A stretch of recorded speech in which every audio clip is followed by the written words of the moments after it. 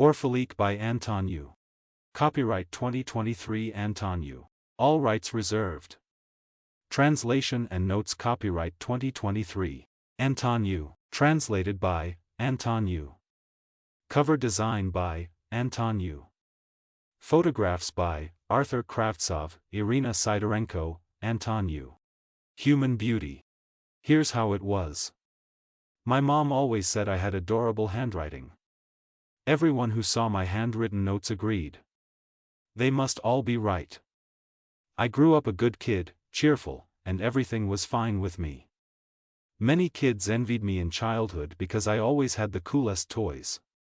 Everyone wanted to be friends with me, and there were even some, so to speak, admirers. It's the same today because toys remain toys, they serve different functions and are used for other purposes. People continue to seek ways to befriend me because I still have a lot of toys that many can't access, and so, many people around me become my toys. And I, as usual, like a puppeteer, pull their strings, and they do what I want. That's the kind of bitch I am, a damn all-powerful bitch. Even my neighbor, Ada Avlyevna, I can control. And I pretend that I give a damn about all of them, the surrounding ones, and often sympathize with them when something happens to them. But in reality, guys, I don't give a damn to the point that it's even uncomfortable to talk about it. Why is everything like this? I don't know. Actually, why the hell lie? I know. It's like this because of all these freaks, bastards, assholes, and scum. And I'm a bitch. La la la. What a set. We're all like worms, persistently, albeit slowly, perforate coffins, then penetrate and saturate the flesh. We are just as disgusting, just as dirty, and also feed on poisons. We swarm in cities, leaving a lot of waste. This distinguishes us from worms, as they do not produce so many rejects. Right now, I'm writing this with beautiful handwriting and am amazed at how true this is. As I walked to the bus stop and then rode the trolley bus with an old lady conductor who talked to herself, I kept analyzing and trying to understand why everything in my life was the way it was. Suddenly, I remembered a friend once told me to contemplate what love is and why it's needed to understand if it's necessary to love someone. If people love appearance, is that really love? Will we still love, for instance, when someone gets into an accident, and their appearance is marred? Will we love a person if, for example, we saw them lying dead on an operating table before or during an autopsy? Will we love this appearance, seeing the skin being peeled off the skull bones to open the cranial box and extract the brain for further study? Do we love such an appearance? Do we love a set of organs that an experienced pathologist will methodically remove and place on a surgical icy table to cut each organ in the correct order? Of course, the skin will be sewn back carelessly, and in the end, a gutted, dead person will remain. A bag of skin and tendons. Do we love this appearance? Will we continue to love this appearance? We should also consider that when the body is buried, hundreds of worms will persistently gnaw through the sturdy wooden armor to penetrate the dead, rotting, and stinking body. What would our love for such an appearance turn into? I think, into nothing more than a vomiting impulse. Imagine, right now, somewhere in some city in some country, a dolled-up glamorous beauty with a heap of artificially implanted implants lies. She lies so beautifully, and in a moment, the experienced hand of a not-so-young female pathologist will begin to dissect this skinny carcass, and thus, you can even see the remnants of undigested food in the stomach and more digested in the intestines. Her fecal masses, it turns out, are not much different from those found in other people. Beauty is just a tempting shell, a natural marketing move to make its slaves reproduce and make history. With reproduction, everything turned out sadly, many people led to destruction. Everything is much worse with history, no one could make history more ineptly. Beauty is nothing but non-being, the non-existence of someone who just yesterday could boast of something or, conversely, was dying of depression. It is still interesting that in this world, everything is too paradoxical. People skillfully hurt those who love them and those who do not love them. Nature created man and paradise for him on this planet and forced him to reproduce disgustingly because it endowed man with desires and lust. The original goal was not to interrupt the human race, created for some purpose. But man here also managed to be a paradoxical creature. He rose against nature, creating science that destroys all living things, including man. But regardless of stories, infatuations, tragedies, professions, and financial status, all people end up on the cold metal table of a pathologist. Then everything is simple: crematorium or earth. Probably, virtuosos of murder can invent slower ways of decomposing human flesh, but the finale is always the same. This is the path from existence to non-existence. It's much funnier when people claim that they love not a specific appearance but a set of character traits, for example, or qualities inherent to a specific person. During a person's life, these qualities are not always as evident as appearance. But here, everything resembles approaches to appearance. Firstly, the human psyche is structured in a way that rarely remembers good moments. It's easier to remember and cherish the dark pages of one's past and blame people who caused pain. In any case, their non-physical characteristics die after a person's death. There's no sense in this form of love. The same can be said in cases where it's claimed that both appearance and qualities are loved. Both cases are meaningless. It's all a beautiful wrapper. All a beautiful package. In the end, you remember what results. It's like wrapping shit in the thinnest layer of edible gold. The scariest thing is realizing that you don't love me and never loved me. I could sing about happiness and angels who supposedly brought us together for a long time. You wouldn't be here if I knew then that this would lead to terrible pain and millions of doubts. My pals say it's better this way than his complete absence. I understand there is some truth in this. I can at least hug him at night and breathe in the scent of his skin. Yes, I can do this today, but it hurts me that he does not belong to me and never will. But I love him. I know his smell by heart. Even when I smoke, I feel him in my mouth, I taste him. God, why are you playing with me like this? These games bring me pleasure now, but from the pain, I turn white, like a tungsten lamp, heat up and realize that every day we spend together, not together, brings us closer to the same end. I love him, even more than life. I love him to the last atom. I hear his voice in every passerby talking on the phone. I wash his underwear and smell his underwear. I love him more than my life. I write my book for him. I love him. I know he will not be with me as much as I want him. But his smell. That's all. This is the end. I want too much, but I am too young to grasp it. I don't know how to live. I will never be able to live. I am going insane with him. But he doesn't need me. I will slowly fade away from him or myself. I will love him forever and want him to be alone, or only with me. But the latter will not happen. I just want to hurt him, and it turns me on. One day, I'll wake up and realize all this was a mistake. It was that mistake that I loved so much.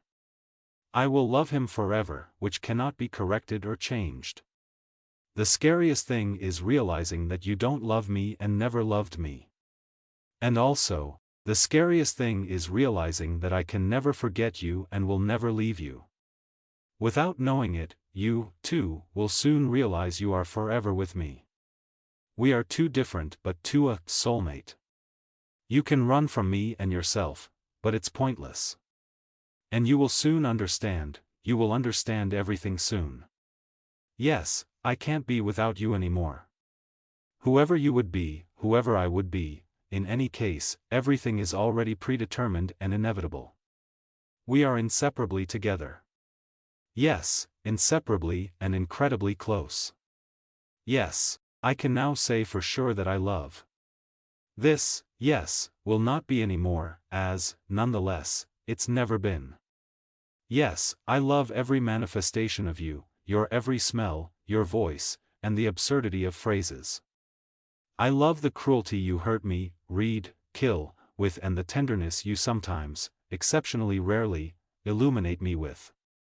I love you to my own paranoia and to the immortal need to see you, hear you, smell and taste, touch your body. I love penetrating you, your taste, and your smell there, inside, and your milk. I always have too little of you, and you still do not allow more. I love the smell of your dirty feet. I love to taste it. I love your night breathing and its absurd smell. I love your softness and your sensation. I always feared this, now there is no point. Now I want you, and only, and this is my paranoia. And let this be your paranoia. And this means it will be our paranoia. I love this paranoia with all my heart and all my absence of common sense and reason. Sometimes, it seems that I dissolve myself in a solution of acid, sulfuric, of course, when I think about him or imagine him naked. Everything in me boils instantly as soon as I dive my hand into the basket with dirty laundry and find his underwear. I smell them, stick my nose in them, and put them on my face to soak up his tender, milky smell there. I do the same with his t-shirts, but later, as his scents differ, I care most about those at the bottom of his stomach. Yes, many have already told me that I am a pervert, as, however, he himself, but I can't do anything with myself. My love for him is nothing but fetishism. He is my fetish. I am ready for everything with him, up to strange experiments of a coprophilic direction because I want him through and unrestrainedly.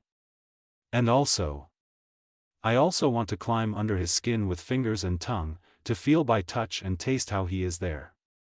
But he doesn't see all this, he doesn't see how much I love him. I have one small passion. I drink heavy alcohol with him. I drink a lot. I do this so that later when he falls asleep and will be insensible, I could put him on his stomach and, wetting my index finger with saliva, take off his underwear and shorts, spread his warm buttocks, and enter, at least with a finger. Then, I slowly, carefully, and smoothly play there and feel his moist warmth. Then, when I get my finger out, I smell it and lick it to memorize his taste and smell by heart. I sometimes feel like a drug addict because I need a dose of his scent and taste. Walking down the street, I love to feel this and imagine what I'll do with him next time. I love to put him back on his back and climb into his underwear. There, he is not sleeping and feels everything. I gently descend to his legs, quickly smell them, and caress him there. I do this first gently and stealthily, then suddenly, a hurricane wakes up in me, and I start to go crazy, so I do it to him with great zeal and speed. I always wait for him to come right into my throat, and I can place the taste in my mouth and on my lips. But he rarely comes because he's drunk. After such games, when he wakes up and does not resist my efforts, he says that's enough because he is already uncomfortable. I agree. I leave him. But I am proud of his smell in my mouth and on my lips. I love to fall asleep with this sensation and wake up. Then, in the morning, I do not brush my teeth and even do not smoke to enjoy him in me as long as possible. Even in human filth, there is beauty, the beauty of falling in love. When I reached my stop, which, by the way, is the final one, Strawberry Street, I realized that human beauty does not exist. What we put into this concept is meaningless. Human attractiveness is much more expressive. But it is no better than the notorious beauty. I walked through a poorly lit underground passage and met that same woman again who pretended to be pregnant. She was just as dirty, reeking of urine and an unwashed body. She sat, huddled in a corner, and, wrapped in some dirty bedding, smoked. Another victim of love and beauty, I thought. And again, a paradox, she is sick for non-existent reasons. I have been living on Strawberry Street for years, and she is still in the same clothes and walks around the district pretending to be pregnant. Often, passing by her, you can make out incoherent speech, in which she talks either with her baby or the one she was in love with and who so epically, apparently, betrayed her.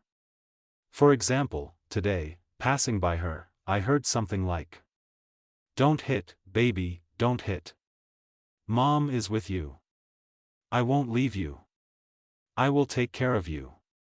A moment later, her words were already addressed to her beloved, who acted meanly and left her, but I still love you, and this is our daughter. Creature. How could you, bastard, how could I, how to love you? Monster, there's a fire here, need to smoke. Her speech gradually turned into delirium. When I was left alone, I started having strange dreams. Sometimes I couldn't understand whether these were dreams or reality. In any case, it was amusing to follow their plot at first, but then it just became torture. When I came to him to talk, I told him about my dreams. I always believed that he heard me and was always with me. I just don't see, or don't know how to see, him.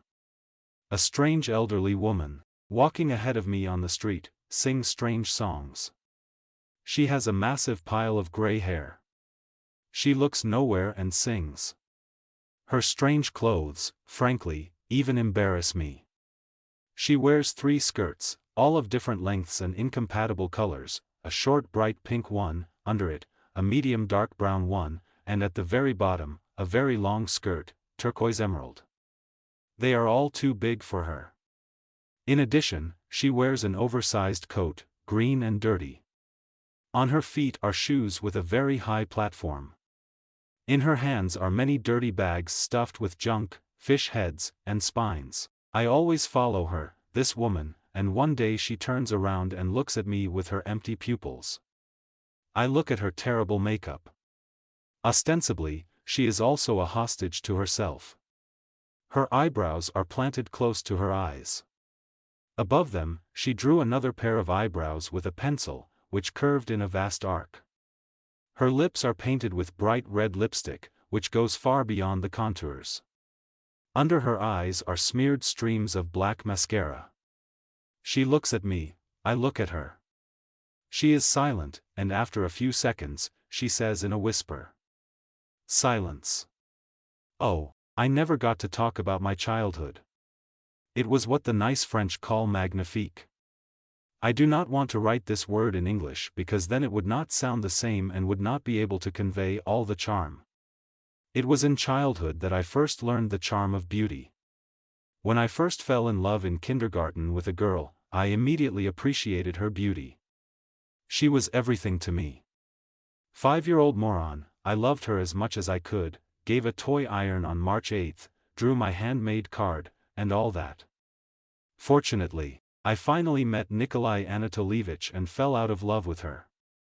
I'll tell you a secret, she turned out to be a regular slut, not like me, but different, fucked with everyone and, most offensively, for free. Then she got knocked up by some fat bastard, so sweaty and swarthy, and decided to marry him. Now they're living together and raising a bastard made under a hellish mixture of alcohol and hashish. So I was lucky. And Nikolai Anatolievich, a high school computer science teacher, showed me what love is. No, it's not what your brain might think it is. Once, when the other boys and I were playing in the evening behind the garages behind our house, still, no, not what your brain might think, we saw Nikolai Anatolievich dancing naked in the second-floor window. On his flabby, hairy chest, or rather on his nipples, were clothespins. His companion, some red-haired cunt, was shining, raising her hands in the dance, her unshaven armpits. It seems that Nikolai Anatolievich could even see tiny drops of her stinking female sweat on the tips of her hair, but he couldn't see them because he wasn't very young anymore, and his eyesight was weak. He licked his fingers and ran them over his fat breasts, which were more like women's breasts in size. Then he stuck out his tongue and licked his lips. It looked disgusting, frankly. The redhead paused a bit in her dance and bent over. Evidently, she had taken off her white panties. A moment later, they were in Nikolai Anatolievich's mouth, and he was chewing them with a sophisticated expression. A few minutes later, we saw some red stain flickering on the white panties, and Nikolai Anatolievich was diligently licking it. Honestly, I think me and the guys were fucking around then, standing behind the garages. We were trying to be quiet, almost not breathing, so no one would notice us. The weird thing was it was gross I could become part of this world, realizing the whole point and gaining immortality. A little more, and I could go forever into that, the other, world, where all things are perceived differently. In the freak theater, I can be, live, breathe. There I'll be a part of this world. But everything has to be carefully planned. Only then will I be able to realize and comprehend human beauty. In my freak theater, everything is infused with human beauty in its proper sense. But my plan must be carefully planned. Okay, I won't be alone. This way, you and I, my darling, will know retribution. I've decided to call. You wouldn't have picked up. It's hard to do that lying in the other room with no arms. And no legs. But I imagined you did pick up, and our conversation was as beautiful as ever. I missed your voice. In its trepidation, I realized you miss me, my skin, my voice, me. I'm glad you agreed to meet me. I brought you back to my place as meek and gentle as you are. Yes, the girl who lived in you is not dead. We got drunk, as we always do. Vodka. A lot of vodka. We didn't dare to be together again, but we slept together. You missed me. You'd never been with anyone else since me, it was apparent. Your taste again. Your smell again. I love you. But it was impossible to lose you again, for the umpteenth time.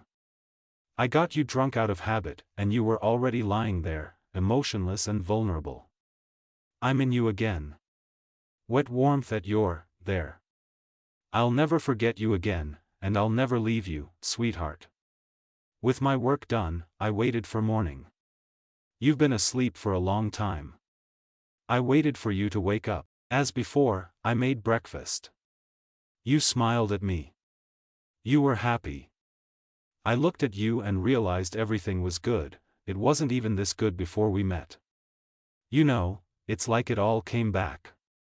During breakfast, we chatted, I offered you to stay with me, and you agreed, to my surprise. And it was a good sign. Now you needed to sober up. And so it happened. A little later, at lunch, I offered you some juice. I'd previously spiked it with a powerful sleeping pill. Sometimes, it's helpful to have pathologists among your acquaintances, who are now my dolls. You didn't fall asleep instantly, as I expected, but after half an hour, you were asleep. I lay down next to you, kissed you on the lips, and said, now, darling, you will be with me forever. I looked at the clock. My acquaintance, the pathologist, was supposed to come very soon and bring anesthesia. He will help me bring the entire plan to life. The operation lasted 3 hours. I watched as he took a saw in his hands and cut off your limbs. Later, I listened to the instructions on caring for the stumps to prevent rot and blood infection. I imagined how I would be feeding you with a spoon today, how I would be swaddling you, how I would be washing you. Now, you are with me forever, and this is our first step to becoming part of this world. Everyone disappears at some point, but you will never disappear. Everyone disappears when you least expect it.